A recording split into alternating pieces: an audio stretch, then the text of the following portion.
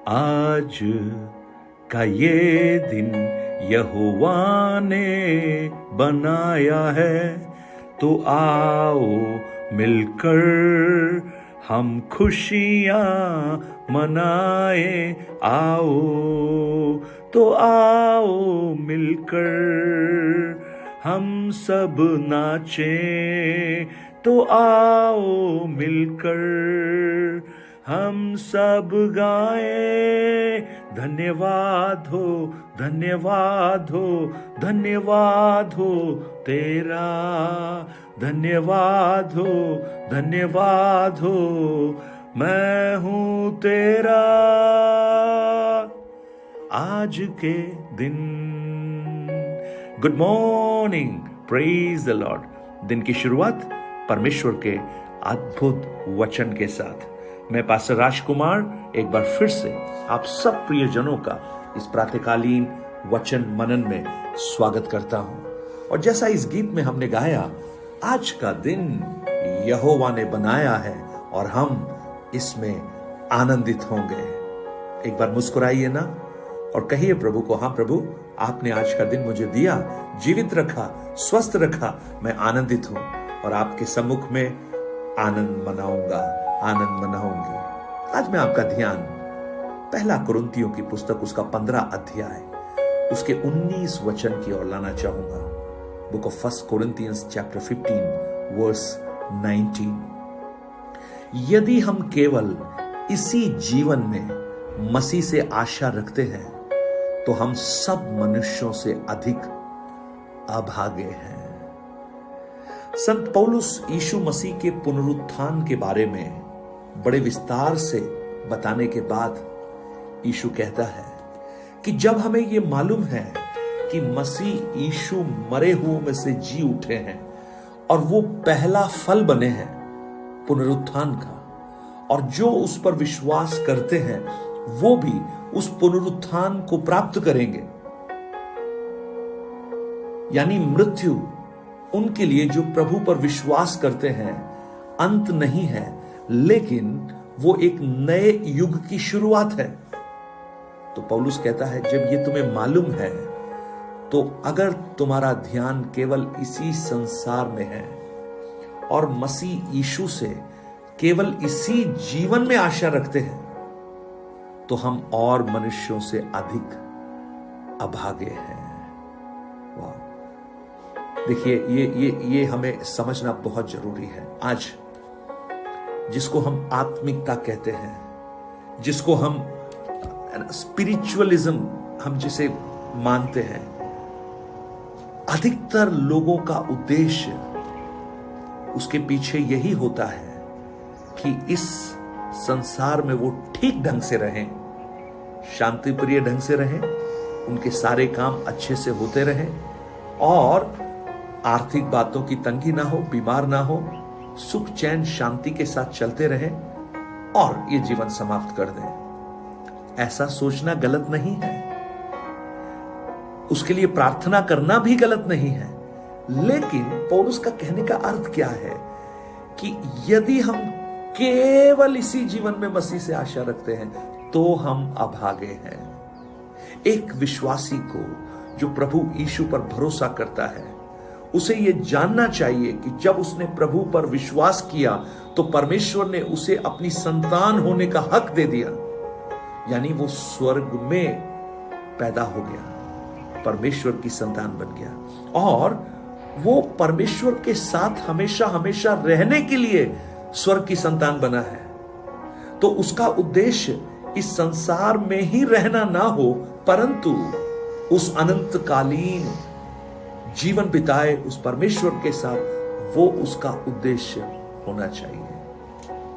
अगर आप Shadrach, Meshach, Abednego को दानियेल की पुस्तक 3 अध्याय में जब आप देखोगे, जब उन्हें कहा कि तुम्हें उठाकर हम आग की भट्टी में डाल देंगे, तो जानते हैं उन्होंने क्या कहा? उन्होंने कहा, हे राजा, इस बारे में हम तुझसे क्या बात करें, क्योंकि हमारा परमेश्वर हमें इस आग से बचाने की सामर्थ्य रखता है, हम जानते हैं उसे। लेकिन अगर वो ना भी बचाए तो भी हम उसे ही परमेश्वर मानेंगे। देखिए ये बड़ा खूबसूरत है ये जानना। ये लोग क्या कह रहे हैं कि हमारे लिए ये संसार, ये नहीं कहा कि महत्वपूर्ण नहीं होगा, लेकिन प्रभु हमारे लिए महत्वपूर्ण है। और प्रियो, जब एक व्यक्ति उस परमेश्वर को, उस प्रभु को अपनी प्राथमिकता देता है, तो जैसा मत्ती 6 अध्याय 33 और 34 में लिखा है, पहले तुम उसके धर्म और राज्य की खोज करो तो ये सब वस्तुएं तुम्हें मिल जाएंगी। यानी मसीह यीशु पर हम जब विश्वास रखते हैं और जब हम उसे प्राथमिकता देते हैं, तो इस संसार का ख्याल भी मसीह हमारे लिए करता है। लेकिन हम सिर्फ इसी संसार की बातों का ख्याल ना करें, परंतु उस अनंतता का हम ख्याल करें।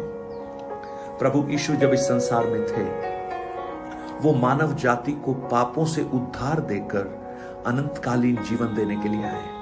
और यूहन्ना 14:6 में जैसा लिखा है, मार्ग, सत्य और जीवन वही है, कोई उसके बिना पिता के पास नहीं जा सकता।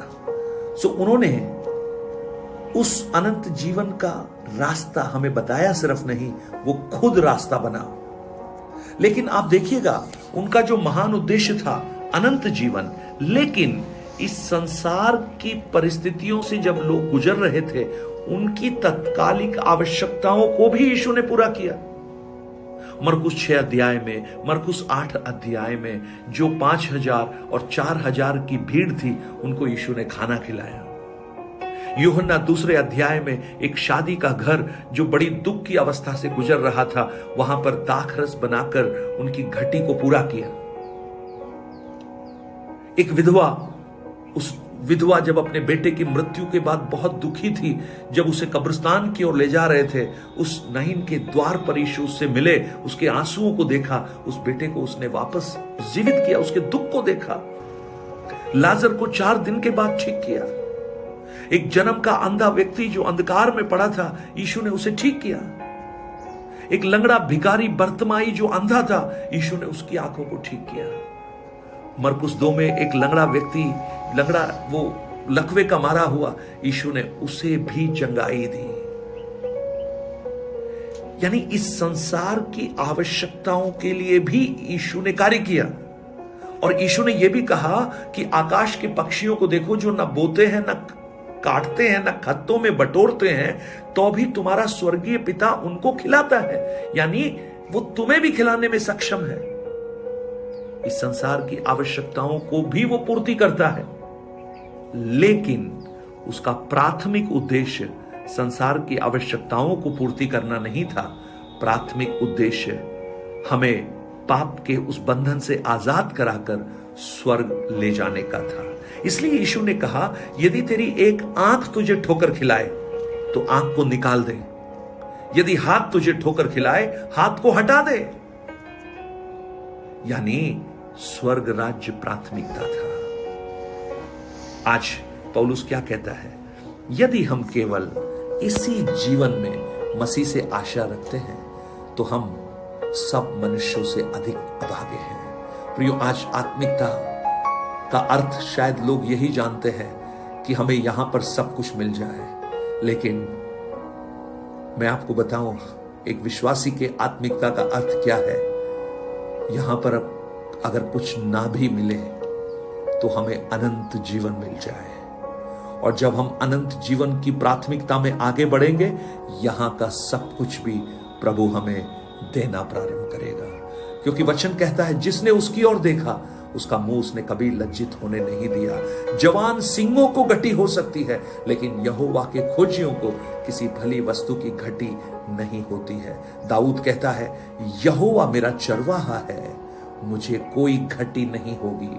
निश्चित करुणा और भलाई जीवन भर तेरे साथ साथ चलती रहेगी। सो आइए प्रियो, हमारे विचार को हम उस अनंतता की ओर मोड़ें। इस संसार और संसार की बातें महत्वपूर्ण हो सकती हैं, लेकिन उससे भी बहुत महत्वपूर्ण है स्वर्ग राज्य। उसके लिए हम प्रयत्न करें और पौलुस की शिक्षा पर ध्यान दें। स्वर्गीय पिता, हम प्रार्थना करते हैं, आज जो वचन हमने पढ़ा, हमारा उद्देश्य केवल यहीं पर सब कुछ बनना ना हो। यहां का पद, मान, प्रतिष्ठा, धन, दौलत, इज्जत सिर्फ नहीं, लेकिन हमारा प्राथमिक उद्देश्य स्वर्ग राज्य बन जाए, स्वर्ग राज्य बन जाए, जिसके लिए आप स्वर्ग की महिमा को छोड़कर मानव रूप लेकर इस संसार में आए हैं, वो हमारी प्राथमिकता बन जाए। प्रभु जी, हमें अनुग्रह दे कि हम, जैसा कोलोसियों 3:1 में लिखा है, अब जब तुम मसीह के साथ जुलाए गए हो, स्वर्गीय वस्तुओं की खोज करो।